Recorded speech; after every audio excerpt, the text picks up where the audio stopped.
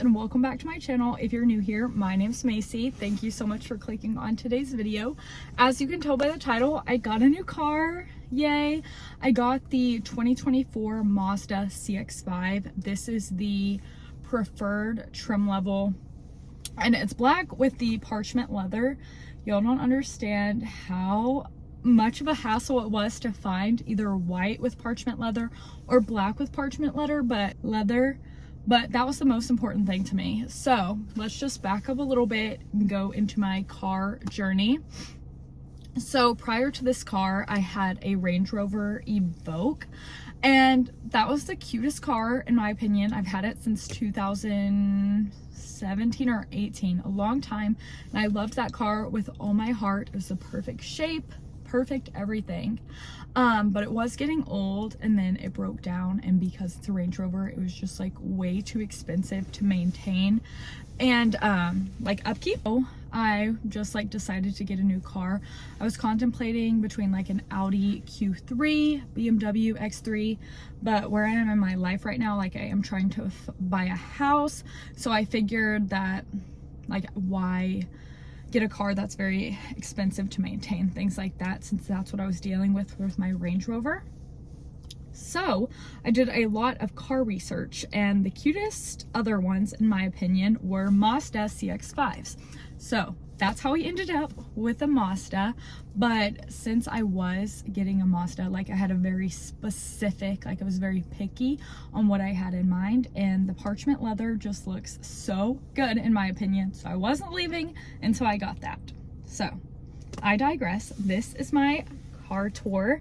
I'm so excited. A few things about it that I didn't even have with my Range Rover are Apple CarPlay, which that's hilarious that I didn't have it, but I didn't have Apple CarPlay, and I do here. Also, I'm able to start the car with my app. It's really cool. It's a Mazda app, and you're able to turn on and off your car. It alerts you if like your car doors are unlocked or if you leave a light on, all of that stuff you're able to check in the app. Also, like I live in Texas, so when it's hot, I'm able to start it, turn the air conditioning on from my apartment, which is super cool. Didn't even know that was a thing, so I was super excited about that. That's like the main thing that is just amazing. Another thing, this is like less important, but it has this cool thing called like brake hold or something, I don't know, but you press it, and that way whenever you're at red lights or you're at a stop sign, you can actually take your foot off of the brake and it just holds it for you. It's not the one that like totally shuts off. I hate that.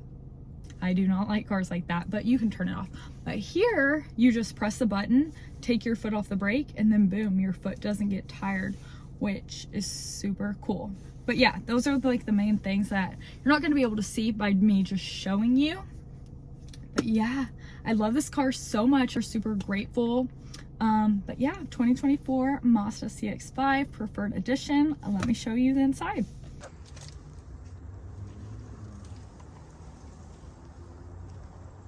So here's how it looks. The steering wheel is nice and big. And one thing that's annoying is that the speedometer doesn't like tell you the speed in digital, which I know that sounds so annoying, but I'm used to it telling me how fast I'm going and not me having to read like this. But you know, I get it. I get how that's annoying. And Apple CarPlay, which I'm so excited about, and look how big the screen is. Super nice. I love it so much. It is touchscreen. Something to keep in mind though, if you are thinking about getting this car, is it's only touchscreen whenever you're using Apple or Android CarPlay. If you use something else, you have to use this down here, which I don't mind. So here's what you would use for like the actual radio, Bluetooth, stuff like that. And then here's what I was talking about the brake hold. And then the climate control for both sides, heated seats for both, which I love. Surprisingly, I didn't have that in my old car either, which is super exciting. I love heated seats.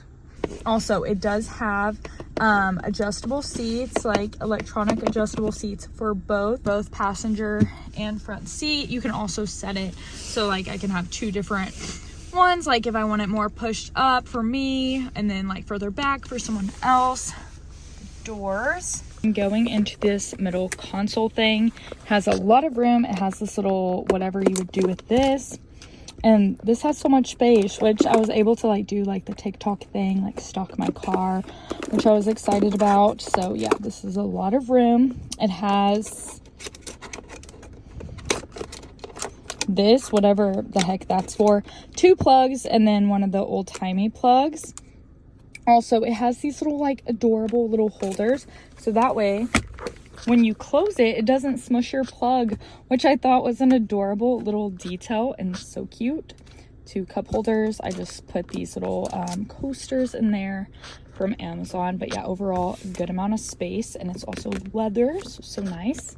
And I like how the inside is like black, but the seats are white. I think it's a really good contrast. Now let's take a look at the back seat. There's actually a lot of space back here, and it's just so pretty. I did buy all-weather mats to go back here. So you can just open this up, have cup holders, open this. Whoa, there's chargers. I didn't even know there's chargers. So 2 chargers for the people back here. There's also air vents for your passengers.